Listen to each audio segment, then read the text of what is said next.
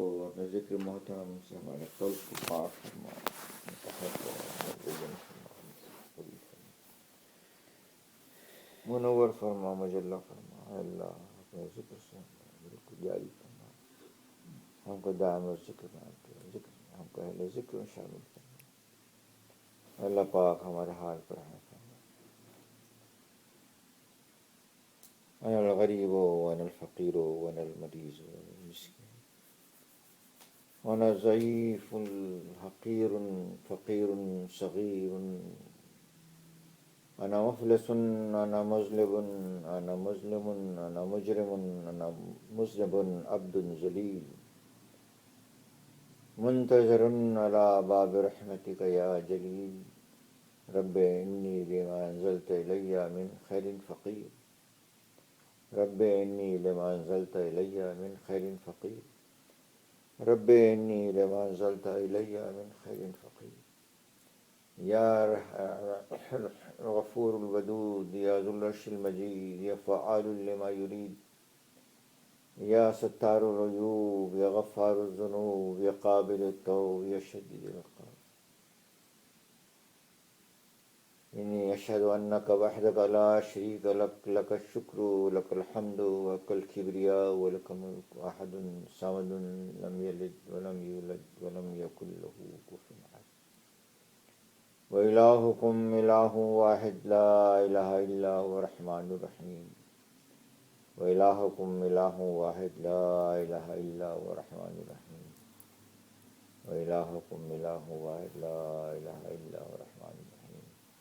یا بدیع السماوات والارض یا فاطر السماوات والارض یا نور السماوات والارض یا خالق السماوات والارض یا مالک السماوات والارض یا رب السماوات والارض یا ملک السماوات والارض یا قائم و دائم السماوات والارض یا ارحم الراحمین یا ارحم الراحمین یا ارحم الراحمین۔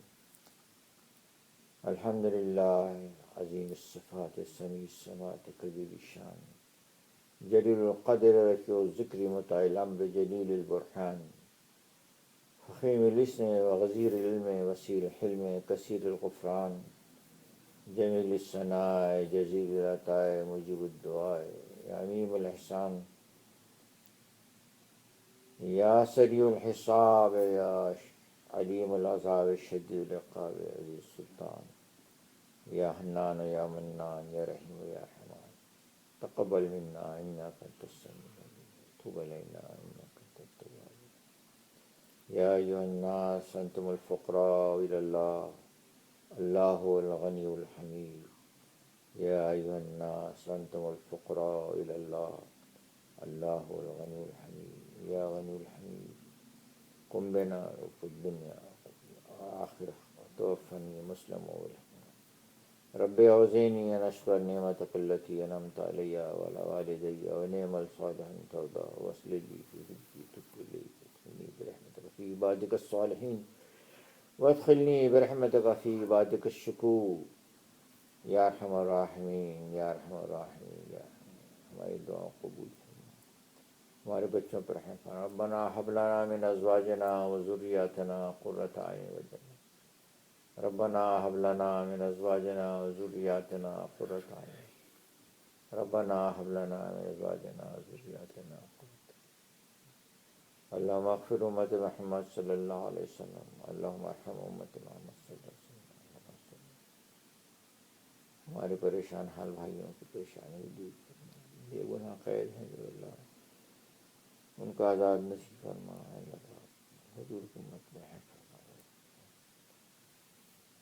اللہ جن بھائیوں نے دعاؤں کے لیے کہا ان کو دنیا اور آخرت کی نعمت عطا فرما۔ ہم میں سے جو بھائی اپنی اپنی حاجتیں لے کے آئے ہیں اس بندی، ان حاجتوں کو پورا فرما، اپنے فضل و کرم سے، اپنے دریا رحمت سے ہماری دعا قبول فرما۔ صلی اللہ تعالی علی خیر خلقہ محمد وآلہ وصحبہ واہل بیتہ اجمعین برحمتک یا ارحم الراحمین۔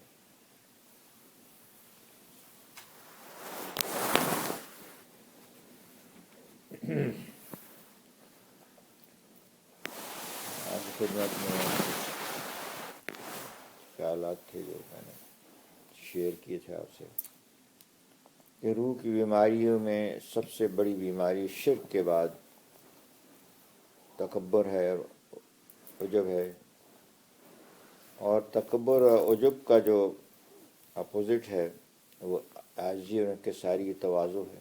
اللہ کے لیے تواضع اختیار کرنا، اس کے لیے عاجزی اختیار کرنا، اس کے لیے عزت اختیار کرنا۔ اور یہ کبھی، اور میں نے عرض کیا تھا کہ حضور صلی اللہ علیہ وسلم نے جو فرمایا کہ ہمارا مقصد دنیا میں مکارم اخلاق یعنی اخلاق کی تکمیل ہے، تو اخلاق چاہے اخلاق حسنہ ہوں یا اخلاق عظیمہ ہوں یا اخلاق کریمہ ہوں، اس کی بنیاد عاجزی اور انکساری، اس کے بغیر آگے بات نہیں بنتی۔ اور اخلاق اصل میں پھل ہے شجر اسلام کا، اور آپ جانتے ہیں کہ اگر درخت کو عبادت سے مثال دی جائے، جڑوں کے ایمان و تقوی سے مثال دی جائے، تو اس کا پھل جو ہے اخلاق، اینڈ پروڈکٹ مسلمانیت کا، اس مسلمان بننے کا اخلاق ہے۔ اگر اینڈ پروڈکٹ نہیں ہے تو پھر اس کے معنی یہ ہے کہ میری نمازوں میں بھی گڑبڑ ہے، اگر میں پڑھ رہا ہوں، میری تلاوت میں بھی گڑبڑ ہے، عبادات میں بھی گڑبڑ ہے، تقوی اور پرہیزگاری کا جو دعویٰ ہے اس میں بھی گڑبڑ ہے۔ اس لیے آپ دیکھیں گے کہ جتنے اللہ والے گزرے ہیں وہ ان کے اخلاق حسنہ ہی تھے جس سے انہوں نے لوگوں کو متاثر کیا۔ کوئی آپ کی عبادت سے متاثر نہیں ہوتا ہے، آپ کے اخلاق سے، آپ کی دعاؤں کی قبولیت سے ہوتا ہے۔ اور درخت جو ہے وہ اپنے پھل سے پہچانا جاتا ہے۔ جس درخت کے پھل میٹھے ہوتے ہیں، خوبصورت ہوتے ہیں، تو آپ کہتے ہیں یہ درخت ہے، سب وہاں سے فیض یاب ہوتے ہیں۔ درخت بہت بے شک چھوٹا سا درخت ہو، لیکن اس کے پھل، اس کا ثمر جو ہے میٹھا ہے، تو وہ قابل احترام ہے۔ بہت بڑا درخت ہے لیکن اس کے اوپر جو پھل لگ رہا ہے وہ کڑوا ہے، تو اس کے معنی گڑبڑ ہے۔ عبادتیں بے شک کم ہوں لیکن مضبوط ہوں، جاندار ہوں، ذکر کم ہو لیکن جاندار ذکر ہے، جس کے نتیجے میں اخلاق حسنہ اس کا حاصل۔ اخلاق حسنہ کے ہم نے انگریڈینٹس بتائے تھے کہ اس کی بیسکس جو ہیں وہ تو عاجزی اور انکساری ہے، کہ اللہ تعالی ہم کو عطا فرمائے، اس کے بغیر تو کوئی۔ اور عاجزی اور انکساری کی نشانی میں نشانی یہ ہے کہ قلب جو ہے وہ نرم ہوتا ہے انسان کا۔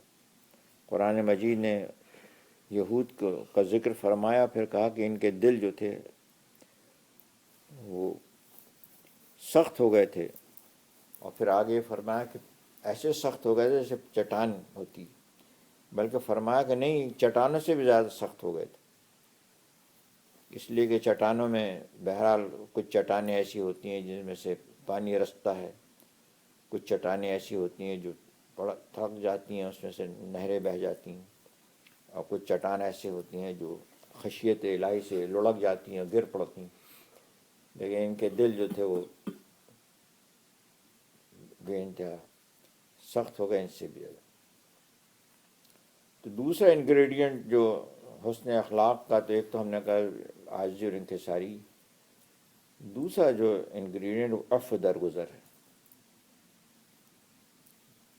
عفو درگزر اور برداشت اور لوگوں پر احسان کرنا۔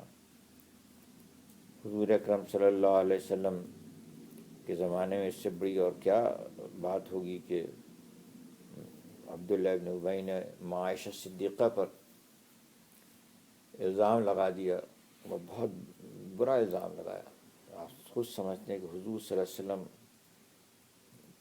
بعدت خدا بزرگ، تو یہ قصہ مختصر، ان کی بیگم صاحبہ، اور خوب چرچا ہوا، اتنا چرچا ہوا کہ مسلمان میں سے کم از کم 2 ایسے تھے جنہوں نے وہ بھی اس کے چکر میں آ گئے۔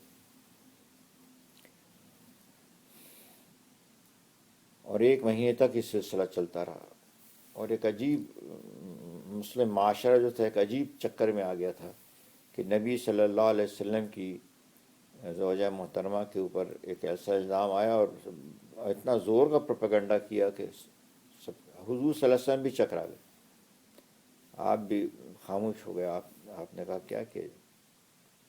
بہرحال ایک لمبا واقعہ ہے جس کے بعد سورہ نور کی پھر آیت نازل ہوئی، لیکن پھر یہ ہوا کہ قرآن مجید کی معاشہ صدیقہ فرماتی ہیں کہ مجھے امید تو تھی کہ میری برات نازل ہو جائے گی، لیکن کہا میں نے یہ سوچا تھا کہ شاید حضور صلی اللہ علیہ وسلم کو خواب میں بتا دیا جائے گا یا اس طرح کوئی بات ہوگی، لیکن کہا یہ میں سوچ بھی نہیں سکتی تھی کہ نبی محترم پر آیتیں نازل ہوں گی، 4 یا 5 آیتیں نازل ہوئیں اور قیامت تک کے لیے میرے متعلق پڑھی جائیں گی۔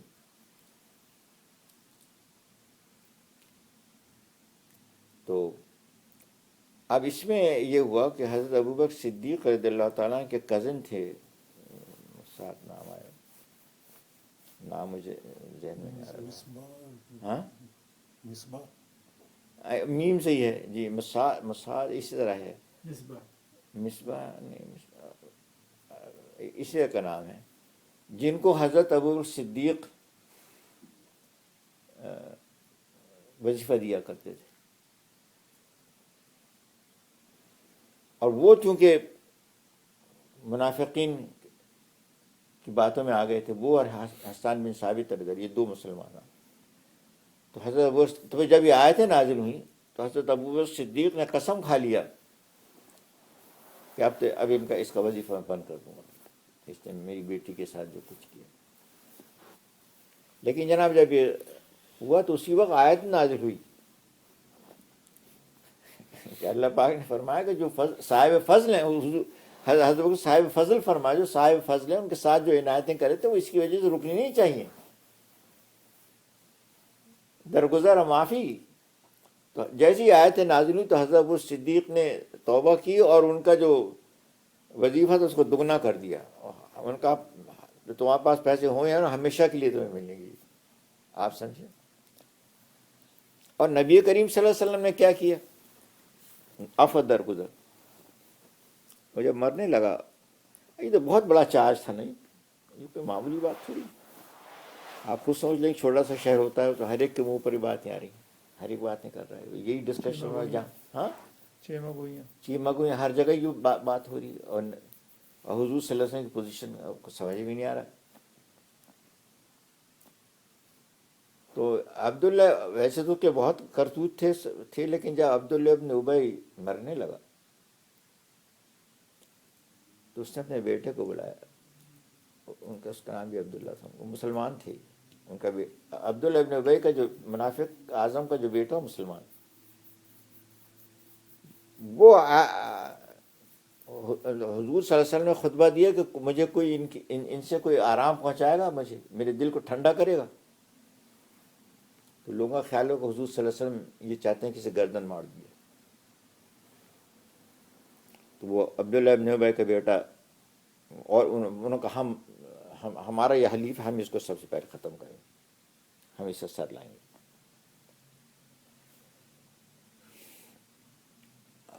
تو عبداللہ ابن ابی کا بیٹا آیا، اس نے کہا یا رسول اللہ، اگر تو میرے باپ کے قتل کا حکم ہو گیا ہے تو پھر آپ مجھ کو حکم دیجیے، میں کروں، تاکہ میرے دل میں یہ نہ ہو کہ دوسرے نے کیا تو میں اس کے خلاف دل میں کروں گا اور آپ مجھے حکم دیں۔ حضور نے کہا میں نے نہیں ایسا کچھ فیصلہ کیا۔ حضرت عمر نے فرمایا تو آپ کی، اور یا کسی صاحب نے کہا کیوں نہیں آپ اس کا حکم دیتے ہیں؟ تو انہوں نے کہا کہ دیکھو یہ منافق تو ہے، لیکن تم نہیں سمجھتے ہو کہ یہ ساری دنیا اس کو مسلمان سمجھتی، تو کیا لوگ یہ نہیں کہیں گے کہ نبی کریم صلی اللہ علیہ وسلم مسلمانوں کی گردن اڑاتے ہیں؟ ایک تو اس کی گردن نہیں اڑی، ورنہ چارج اس طرح تھا کہ قرآن نے جب گواہی دے دی اور کہا کہ چارج لگانے والوں کو 80 درے لگیں اور یہ لگیں، مسلمانوں کو حسان بن ثابت پر اور ان پر وہ جاری ہوئی تھی حد، ان پر دونوں پہ، مسلمانوں پہ، دونوں مسلمانوں پہ حد جاری ہوئی، ان کو نہیں کچھ کہا، منافقوں سے کچھ نہیں کہا۔ نہیں، لیکن جو اس کا جو کلائمیکس ہے وہ بتا رہا ہوں. اف درگزر، جب وہ مرنے لگا تو اس نے اپنے بیٹے کو بلایا عبداللہ ابن ابی نے، اور کہا کہ تم جاؤ نبی کریم صلی اللہ علیہ وسلم کے پاس اور ان سے کہنا اب تو میں مر رہا ہوں، تو میری بند کر دیں. دو درخواستیں. ایک تو یہ درخواست ہے کہ وہ مجھے اپنے کرتے میں کفن دے. کس کی درخواست؟ دو درخواستیں. ایک تو یہ وہ اپنے کرتے میں مجھے کفن دیں. کس نے کہا؟ یہ منافق اعظم عبداللہ ابن جی ابی جی نے جی اپنے جی بیٹے صحیح کو سے کہا کہ حضور کے پاس جاؤ اور میرا سلام پہنچاؤ اور ان سے کہو کہ میں اب تو مر رہا ہوں، میرے اپنے کرتے میں مجھے کفن دیجیے گا، صحیح. اور دوسرے کہ میری نماز جنازہ پڑھا دینا. تو عبداللہ ان کے بیٹے نے کہا کہ آپ کو کچھ خیال ہے آپ نے کیا کیا ان کے ساتھ؟ آپ نے کیا کچھ نہیں کیا ان کے ساتھ، تو میں کس منہ سے؟ انہوں نے کہا بیٹا ہمارا کام تھا بدماشی کرنا، ان کا کام ہے رحمت کرنا، تم جاؤ، وہ رحمت للعالمین، کیا تم جاؤ تو صحیح. اچھا وہ آیا، ان کے بیٹے صاحب آئے، انہوں نے کہا میرا باپ مر رہا ہے، سلام کہتے ہیں. اور حضور صلی اللہ علیہ وسلم سے کہا کہ حضور صلی اللہ علیہ وسلم اپنا کرتا مبارک اتار کے دیجیے، جاؤ پہنا دو. اگر اس سے وہ عذاب سے بچ جائے تو بچ منظور. اور نماز جنازہ انہوں نے کہا چلو وہ بھی میں پڑھا دوں گا. اب آپ غور فرمائیں کہ حضور صلی اللہ علیہ وسلم نماز جنازے کے لیے حضرت عمر پیچھے کھڑے ہوئے.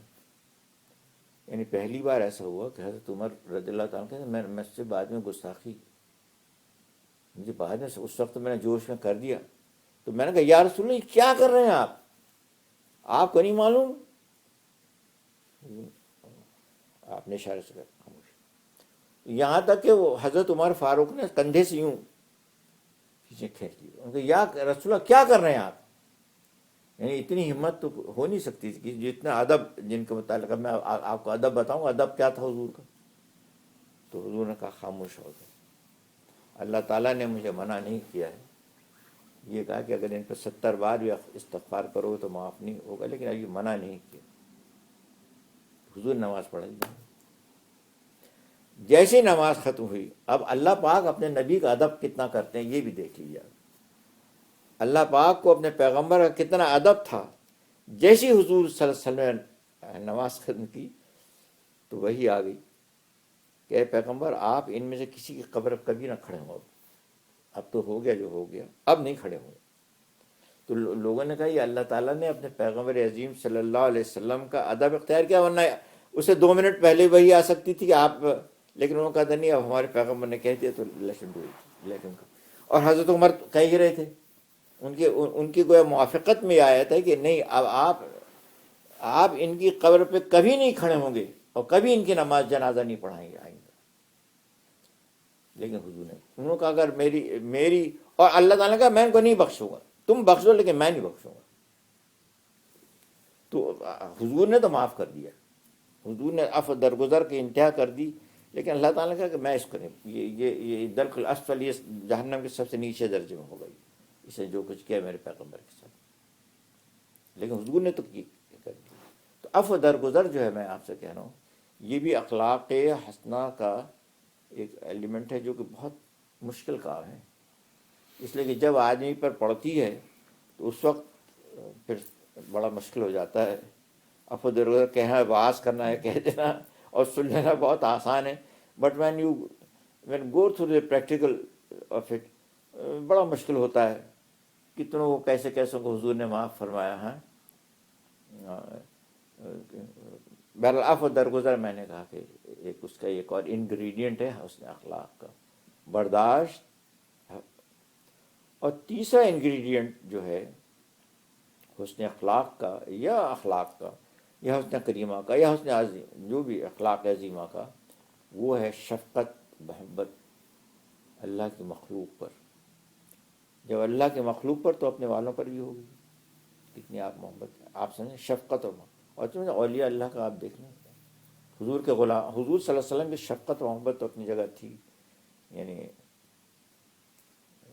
قد جاءکم رسول من لقد بتا دے، اللہ نے بتایا. ہاں لقد جاءکم رسول من انفسکم عزیز علیہ ما عنتم حریص علیکم بالمؤمنین رؤوف رحیم. اس سے بڑی کیا بات ہوگی؟ کہ اللہ تعالیٰ خود اس بات کی کا سرٹیفکیٹ دے رہے ہیں اور تعریف کر رہے ہیں کہ اپنے پیغمبر کی، کہ لقد جاءکم رسول، کہ بے شک تم میں آ گئے ہیں، لقد جاءکم رسول، تمہیں میں سے ایک انفسکم، میں تمہیں میں جو تمہیں میں سے ہیں، he is one of you, he is one of like you, one of him. لقد جاءکم رسول من انفسکم عزیز علیہ ما عنتم، ان کے اوپر بڑا، تمہاری تکلیف ان کے اوپر بہت گرا گزرتی، تکلیف تم کو پہنچتی، بے چینی ہو جاتی. عزیز علیکم بالمؤمنین حریص علیکم، حریص، اور اس بات کے وہ حریص ہیں کہ تم زیادہ بھلائی کما لو. حریص یعنی وہ حریص ہیں تمہاری نیکیوں کہ تم زیادہ نیکیاں کما لو، تم جنت کما لو، تم اللہ سے قرب حاصل کر لو، تم اللہ کے بن جاؤ. تم سے زیادہ وہ حریص ہیں. حریص علیکم بالمؤمنین رؤوف رحیم، اور مومین کے ساتھ انتہائی محبت کرنے والے، رؤوف اور رحمت والے، انتہائی رحمت کرنے والے. یہ حضور صلی اللہ علیہ وسلم کی شان بیان کی.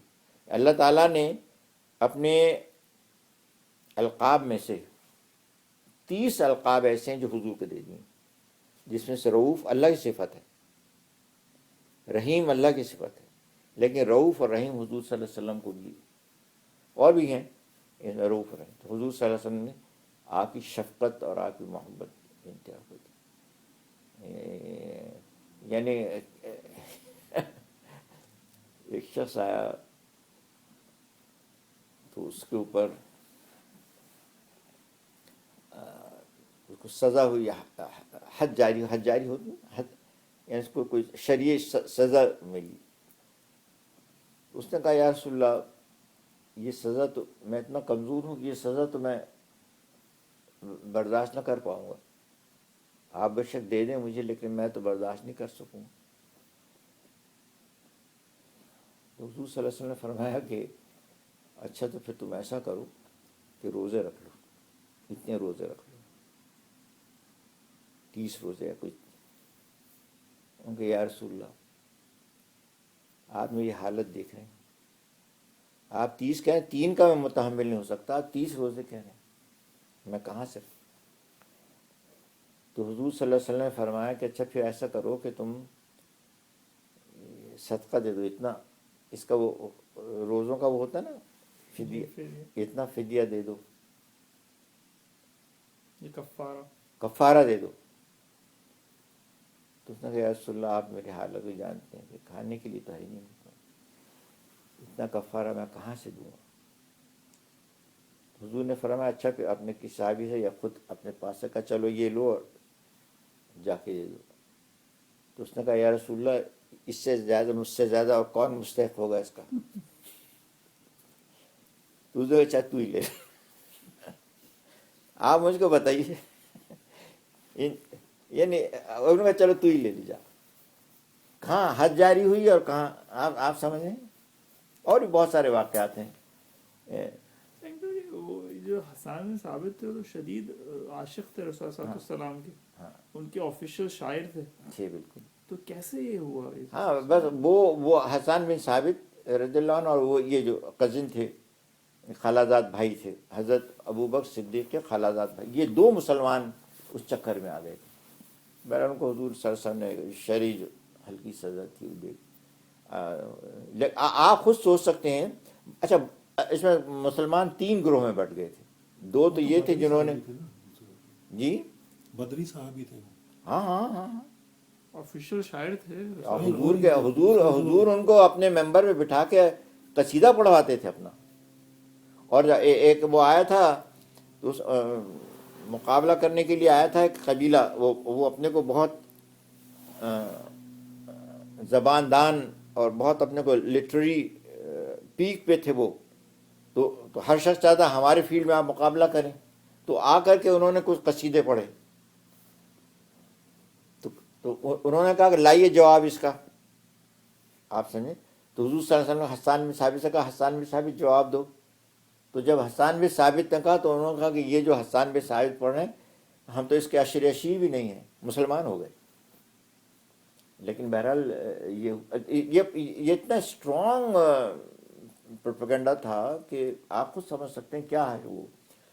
کچھ مسلمان ایسے تھے جو خاموش ہو گئے، جو پلس تھے نہ مائنس، نیوٹرل. آپ سمجھ گئے مطلب. لیکن کچھ مسلمان جو تھے انہوں نے کہا نہیں بکواس جھوٹ ہے، ہو نہیں سکتا. اللہ تعالیٰ نے قرآن شریف پاک کیوں نہیں مسلمانوں نے یہ کہا کہ بکواس جھوٹ ہے؟ کیوں نہ خاموش اختیار؟ اس پہ بھی اللہ پاک ناراض ہے. کیوں خاموش اختیار کی یا کیوں ان کے حامی لگے؟ کیوں نہیں کہا کہ ایسا نہیں ہو سکتا؟ لیکن دیکھیں اب آپ دیکھیں نا یہاں پر بھی تو آپ کا میڈیا کھیل کتنا زبردست ہوتا ہے. یا آج کا جتنا میڈیا کھیلے سفید کو کالا اور کالے کو سفید، دن کو رات اور رات کو دن، ظلم کو رحم اور رحم کو ظلم میں بدل کے تو کھیل رہا ہے. آپ نے پوری دنیا میں چکا چلا ہے. اتنا اس زمانے میں بھی ان کے پاس تھا، عبداللہ ابن ابی گینگ کے پاس، تو انہوں نے چکرا دیا سب کو. لیکن حضور نے معاف رکھا. بہرحال آج کی گفتگو اس پہ ختم ہوتی ہے. اگلی بار انشاءاللہ اس کے 2 انگریڈینٹس اور ہیں حسن اخلاق کے. ایک حسن ادب ہے اور ایک مسکراہٹ ہے کہ مومن کے چہرے پہ مسکراہٹ ہونی چاہیے. اور میں نے آپ سے کہا تھا this is the end product of the, اور کتنی اور کیونکہ خیر باتیں الحمد للہ بالکل عشاء کے لیے